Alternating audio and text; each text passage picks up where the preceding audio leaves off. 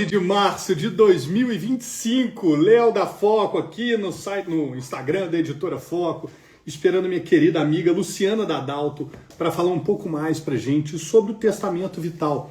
Esse tema maravilhoso, como eu defini ontem, é um tema de amor, é um tema que envolve cuidado, é um tema que envolve preocupação, não só com a nossa situação presente, mas também a nossa situação de saúde futura. Então, por que não deixarmos tudo pronto para que, num momento de infortúnio, tenhamos um destino, um futuro melhor de acordo com a nossa vontade? Ela já está aqui, minha querida amiga Luciana Dadalto, entrando pelo perfil Testamento Vital, e hoje a gente vai falar de um tema super relevante dentro da temática do Testamento Vital.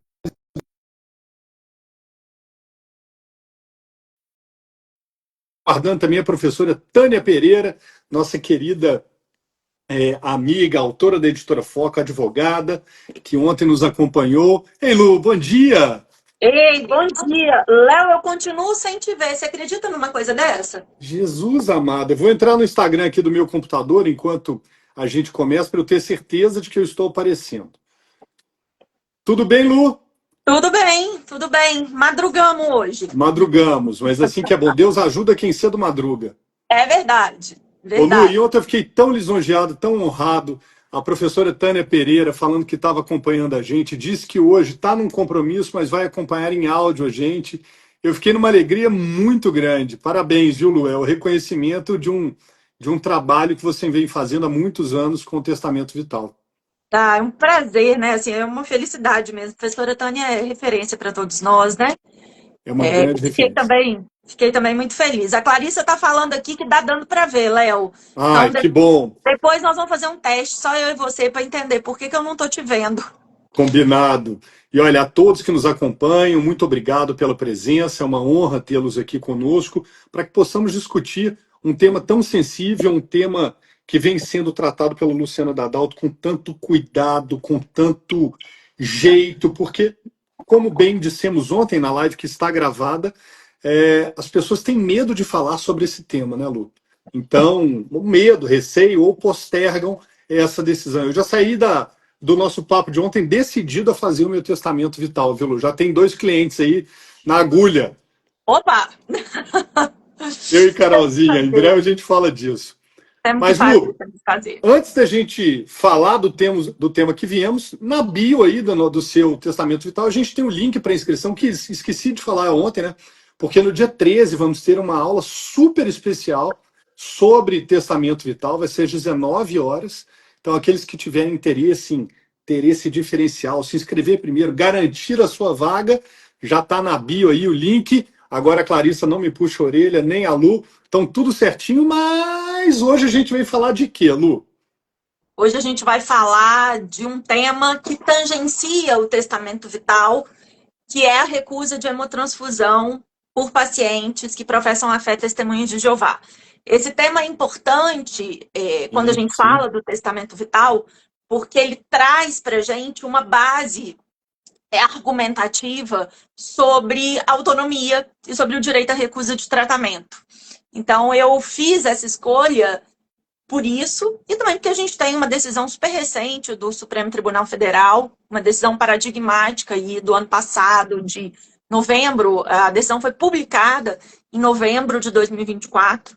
Então, a ideia é que a gente tente fazer aí essa interseção, porque no fundo nós estamos falando da mesma coisa, né? A gente está falando da autodeterminação, do direito à pessoa a escolher como é que ela quer ser cuidada.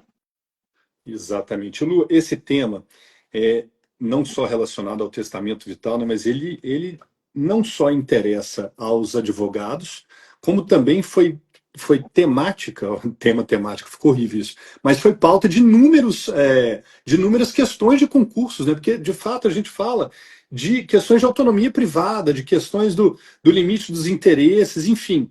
É, essa questão da recusa da transfusão ela vem sendo debatida há muitos anos e aqui a gente encontra uma linha de interseção com o testamento vital, né? Mas por que, Lua, que essa questão da recusa da transfusão e da questão da autonomia? Como é que essa dicotomia é vista pelo direito? Antes a gente chegar no ponto. Então, Léo, eu acho que E aí, já fazendo um paralelo, eu trabalho muito nessa interseção entre o direito e a área da saúde. E eu acho que quando a gente está falando da recusa de hemotransfusão, o nosso grande desafio é que existe hoje um, uma vala, né, assim, um buraco diferindo ou afastando a postura do direito com a postura da medicina no que diz respeito à recusa de hemotransfusão. O que acontece é que o judiciário já há muito tempo, né, a doutrina jurídica e o judiciário há muito tempo tem entendido que quando a gente está falando de recusa de hemotransfusão, a gente está falando de respeito à liberdade religiosa. A gente está falando de pessoas que não escolheram morrer. O objetivo da pessoa que professa a fé de testemunho de Jeová e que está recusando a hemotransfusão não é a morte. Ele está só dizendo para a gente que este tratamento fere os valores mais caros Religiosos para ele, caros. né? Sim. E ele aceita outros tratamentos alternativos. Então, o que acontece é que, então, no direito a gente consegue hoje, de uma forma, não posso dizer unânime, né? Porque a unanimidade no direito é sempre complicada, mas de uma forma majoritária, compreender que sim, o paciente testemunho de Jeová, quando maior, capaz, tem o direito a essa recusa. Em contrapartida, a gente ainda tem no Brasil o Conselho Federal de Medicina dizendo que em situações de urgência e emergência, o médico pode desrespeitar a vontade do paciente. Então, isso faz com que, na prática, eu costumo dizer isso em algumas palestras, assim, isso faz com que, na prática, o Conselho Federal de Medicina privilegie a vida biológica em detrimento da vida biográfica. Sim. Eu gosto desses conceitos, eu acho que esses conceitos Adoro, Lu. são muito importantes para toda essa nossa discussão. Qual a diferença? Né? Do que nós estamos falando? A vida biológica é essa nossa vida que o corpo está funcionando. Eu costumo dizer que a vida biológica é aquela que ainda não teve atestado de óbito. Né? Então, eu ainda não tive uma morte encefálica e não tive uma morte cardiorrespiratória. Mas quando a gente fala em autonomia e dignidade, a gente está falando de uma vida que não é só biologia, que é também biografia, que é aquilo que faz sentido para o ser humano, que faz sentido para aquele indivíduo. E aí, nesse aspecto, para pacientes testemunhos de Jeová e para qualquer pessoa, é possível estar biologicamente vivo e biograficamente morto. Olha só. Então, para o Conselho Federal de Medicina hoje, o CFM está dizendo, olha, se o médico pode desrespeitar a autonomia do paciente para salvar a vida dele. Só que esse salvar a vida está falando, na verdade, de uma vida que é meramente biológica. Biológica. Entende? E aí, o que o direito traz para a gente, na verdade, o que a bioética traz de substrato para o direito, é essa compreensão de que a gente precisa olhar para esse direito à vida de uma forma diferente do que historicamente a gente vem olhando. E isso tangencia muito o testamento vital, né? Porque a gente pode questionar, por exemplo, uma pessoa que está recusando determinado suporte artificial de vida e a família pede para o médico descumprir essa vontade. Acho que em alguma live mais para frente a gente vai falar especificamente sobre descumprimento.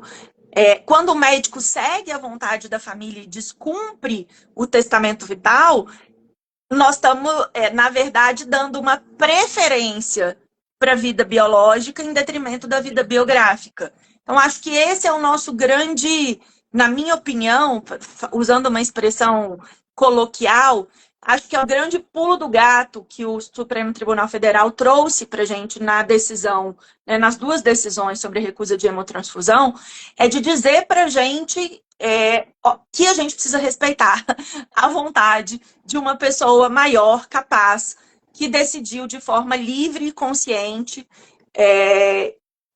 acerca de uma recusa de tratamento. Nossa, olha, esse conceito de vida biográfica, ele é tão profundo e tão caro para algumas pessoas, né, Lu? Porque justamente ele se mistura com o que a pessoa pensa, o que ela professa, as crenças dela, os valores. E quando por uma decisão tudo isso é aviltado, eu lembro quando eu estudava ainda na faculdade de Direito que eu tive a oportunidade de ler o testemunho de um pai que teve a filha submetida à transfusão de sangue, né? E ele falava de uma forma tão visceral a respeito da crença religiosa dele. Ele era como se a filha tivesse sido crucificada na frente dele ali e ele não pôde fazer nada à época. Estou falando de 30 anos atrás, né? Então, isso é muito profundo. De novo, a gente trata de um tema super sensível. O testamento vital, ele baila com todas essas questões que dizem respeito, ao amor e ao cuidado, né? Olha que trama maravilhosa que a gente está fazendo em torno do testamento vital. Ô Lu, e isso também passa por uma questão de cunho altamente constitucional, né? Estamos falando de garantias constitucionais, religião, o meu corpo. A gente vai chegar ainda na questão do julgamento do STF, né? Mas em termos acadêmicos doutrinários, como é que você trabalha essa questão da autonomia, dos direitos e garantias fundamentais? Como é que você vê essa construção acadêmica a respeito do tema? Então, eu acho, Léo, assim, que a gente, de novo, a gente ganhou muito em termos de avanço jurídico, avanço jurisprudencial e doutrinário no direito, no que diz respeito à autodeterminação.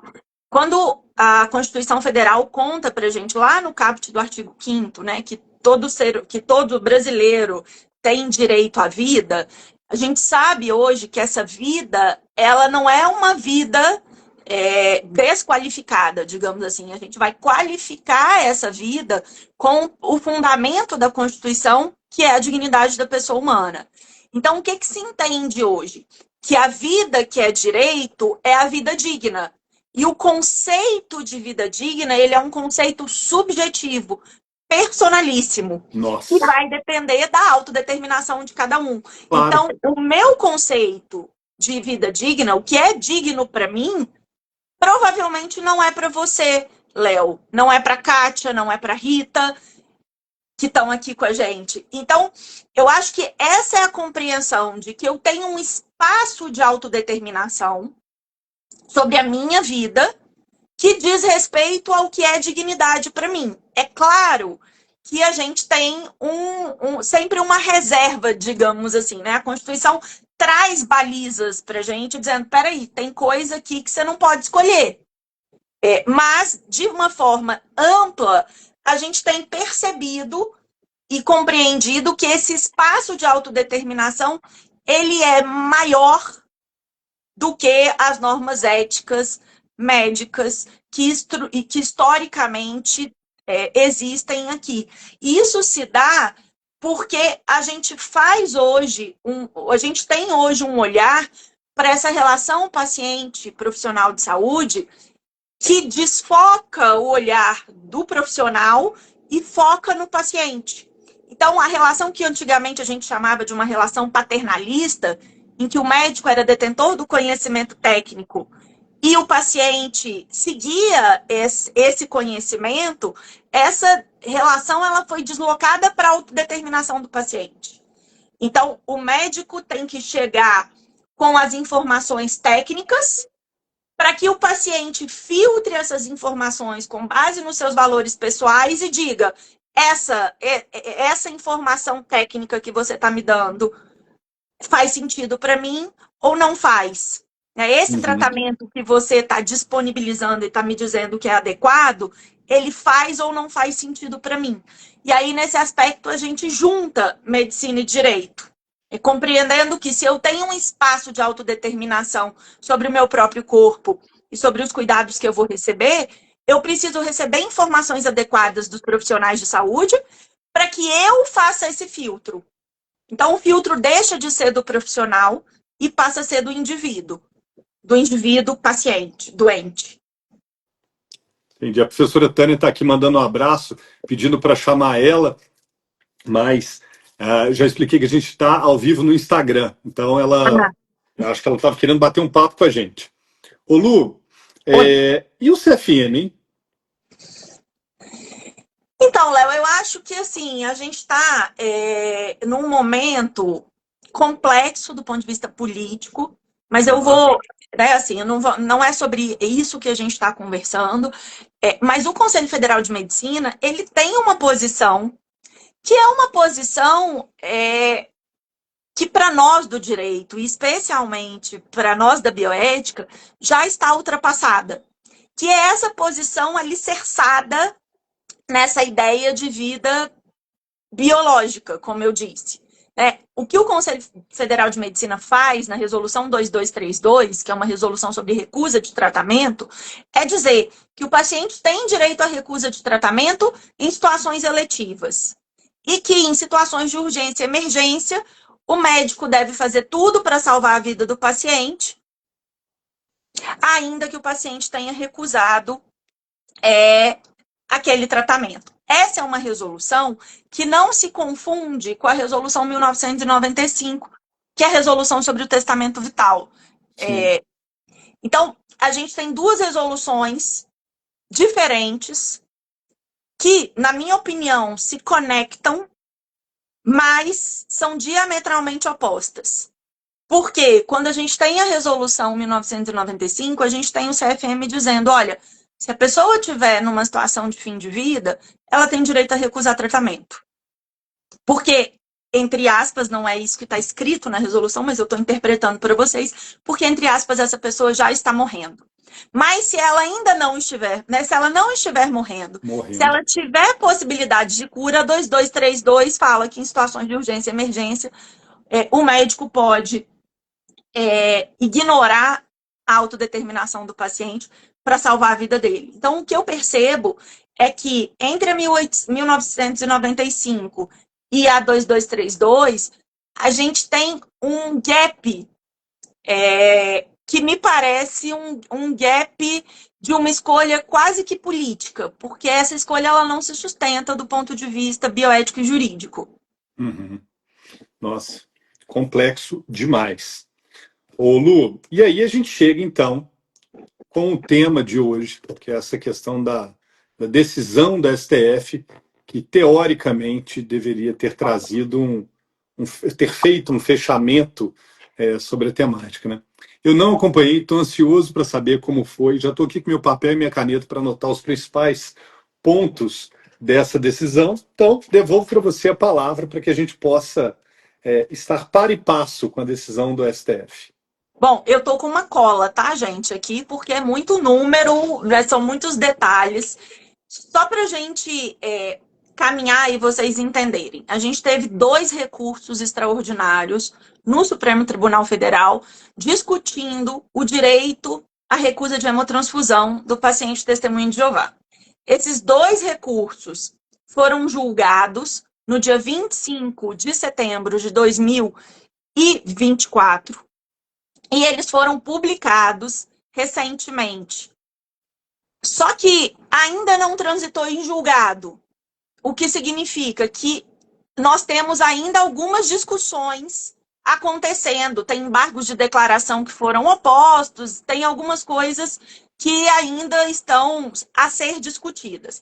Mas, basicamente, esses dois recursos geraram dois temas de repercussão geral. E o que são os temas de repercussão geral? São temas que precisam ser observados por todos os órgãos julgadores. E eu trouxe para vocês, e aí de novo, né? Eu tô aqui trazendo para vocês, eu tô com a cola, porque né, são muitas informações. A gente tem então o tema 952, que é um tema que vai falar sobre o conflito entre a liberdade religiosa e o dever do Estado de assegurar prestações de saúde universais e igualitárias. A discussão do tema 952 basicamente foi o seguinte: primeiro, uma pessoa que professa a fé testemunha de Jeová tem direito à recusa de hemotransfusão? Segundo, se ela tem direito à recusa de hemotransfusão, o Estado, o Sistema Único de Saúde, tem o dever de ofertar tratamentos alternativos para essa pessoa.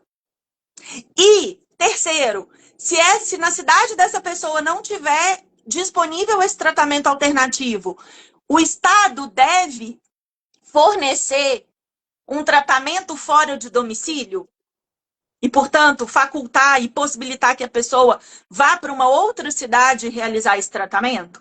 E o Supremo, no tema 952, vai dizer sim para todas essas perguntas. Ele vai dizer sim, o testemunho de Jeová, quando maior e capaz, tem direito à recusa de hemotransfusão. E ele vai dizer que, como consequência, é preciso resguardar o direito à vida e à saúde dessa pessoa. E, se os tratamentos não estiverem disponíveis na cidade em que a pessoa mora, o Sistema Único de Saúde deve disponibilizar o tratamento fora de domicílio. Já no tema 1069 ou 1069, a discussão é a discussão, digamos, mais básica, né? É a discussão sobre o direito ao tratamento alternativo. O direito das pessoas que professam a fé testemunhas de Jeová submeterem-se a tratamento médico alternativo, ou seja, aquele realizado sem transfusão de sangue. E o Supremo vai dizer que sim, é possível a realização de procedimento disponibilizado no SUS que não tenha ou que seja um tratamento alternativo à hemotransfusão. Então, basicamente, o Supremo Tribunal Federal, nesses dois temas, o que ele faz? Ele diz pra gente, pessoas maiores capazes que receberam a devida informação e, portanto, estão consentindo de maneira livre e informada, têm direito à recusa de hemotransfusão por questões religiosas. Uau. E, diante dessa recusa, elas têm direito a tratamentos médicos alternativos e, se esse tratamento não estiver disponível no domicílio, o Sistema Único de Saúde deve custear um tratamento fora de domicílio. O que essa decisão tem de paradigmática? É a primeira vez que o Supremo Tribunal Federal se manifesta de forma explícita, dizendo uma pessoa maior, capaz, que professa fé, testemunho de Jeová, tem o direito à recusa de hemotransfusão. Trata-se de um acórdão gigante, a gente tem um acórdão aí com 349 páginas. Nossa. Né? Isso é muito grande, então eu peguei, fazia tempo que eu não fazia isso, eu imprimi o acórdão inteiro, encadernei. Foi difícil achar uma gráfica para encadernar. Isso está em extinção. Encadernei para conseguir ler tudo e grifar e entender. E acho que tem que ler um monte de vezes. Tem muitas nuances dentro do julgamento. E tem uma coisa, Léo, que você, quando você traz o exemplo que você, né, leu aí na faculdade, isso é importante, porque o Supremo deixa claro que nós não estamos falando de criança e adolescente. Sim. Então, essa decisão vale para pessoas maiores e capazes. Maiores e capazes. No caso de crianças, né, de menores de 18 anos, ainda prevalece, segundo o Supremo, o direito à vida, ou seja, nesses casos é possível fazer a hemotransfusão contra a vontade dos pais. Isso é uma outra discussão, uma discussão extremamente complexa, né? Sensível. Mas eu acho que a gente traz aí, e a gente não pode menosprezar essa decisão do Supremo. De forma alguma. Eu na época que saiu, eu vi alguns profissionais do direito que já trabalham há muito tempo com essas temáticas, dizendo assim, a gente está fazendo um oba-oba com essa decisão, mas essa decisão veio tarde. A gente já fala isso no direito há muitos anos. E eu, particularmente, acho que a gente precisa comemorar, sim. Com certeza. É uma vitória, sabe? É uma vitória para todo mundo que estuda e defende a autodeterminação. E é uma vitória que ainda está sendo vista por profissionais de saúde com um certo receio. Por quê? Porque eu acho que a gente tem que entender, né, que a formação médica ainda é uma formação paternalista e existe um temor dos profissionais de saúde de eventualmente serem processados por terem cumprido essa vontade. Mas a decisão do Supremo deixa muito claro que o profissional que cumpre a vontade do paciente, ele está exercendo o seu dever e, portanto, não há que se falar em responsabilidade, nem civil, nem penal. Ô Lu, olha, quanta coisa me chama a atenção, né? Primeiro, um voto, um acórdão de 300 e tantas páginas, deve ser uma aula de direitos e garantias fundamentais e de crença religiosa. Nossa, fiquei curioso para ler, viu? Depois, se você puder disponibilizar de algum modo para a gente, eu acho que é super interessante. Segundo, essa questão de ser restrita aos adultos. Por que eu digo isso na minha leiga construção acadêmica, né? Não raros são os casos em que os filhos professam religião diferente dos pais quando chegam na idade adulta, né? Então, Sim. isso é uma forma também de você garantir a liberdade de alguém que ainda não pode tomar as decisões por si próprio. Quero aqui deixar registrado o meu respeito a todas as religiões. É só uma interpretação que eu faço acerca da decisão e das críticas que foram feitas, né? Poxa, Lu, foi magnífico esse papo de hoje. Eu fiquei mais encantado, mais apaixonado ainda pelo tema.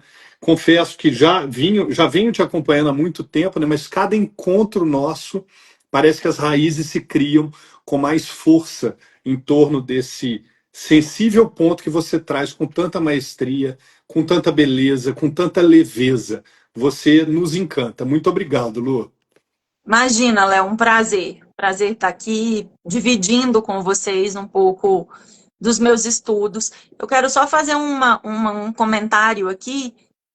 A Cláudia, né, a advogada Cláudia Costa, está falando que teve uma questão aí com a irmã. Cláudia, se depois você quiser conversar especificamente sobre isso, me manda um direct lá no meu Instagram, Luciana Dadalto, que a gente troca uma ideia. Lembrando, né, Léo, que a gente tem Sim, uma aula, conta aí para o super pessoal. especial, no dia 13 às 19 horas. O link da inscrição já está na bio. Quem está gostando desse bate-papo, garante a sua participação lá. Vai ser um dia super especial que eu e a Lu estamos preparando. Mas antes disso, para a gente continuar um pouco, né? Amanhã, dia 12, às 5 horas, a gente fala da questão desse crescimento do testamento vital no Brasil. Também uma forma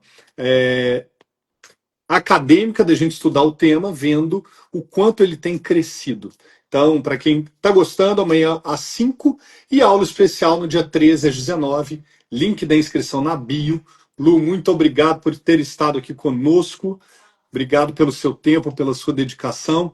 Obrigado a todos que nos acompanharam. E, correndo o risco de ser redundante, eu queria agradecer a participação da professora Tânia aqui. Ela tem uma história maravilhosa também com o testamento vital. Quem sabe a gente convida ela para participar aqui com a gente depois, Lu. Ela fala que testamento vital está no centro dos estudos dela. A professora Tânia capitaneia a questão do cuidado no Brasil e como é que ele é tratado pelo direito. E acho que casa super bem com com essa Sim. nossa abordagem. É um ato de cuidado, né? De cuidado com si próprio e de cuidado com os nossos amores. Nós falamos um pouco sobre isso ontem, né? Verdade. Então, sem dúvida, a professora Tânia é professora de todas nós. Exatamente. Falou tudo, Lu. Obrigado a todos e todas que nos acompanharam hoje. Lu, obrigado pelo carinho. A gente se vê amanhã às 17 horas. Fiquem todos com Tamo junto. Deus. Obrigado, Lu. Tchau.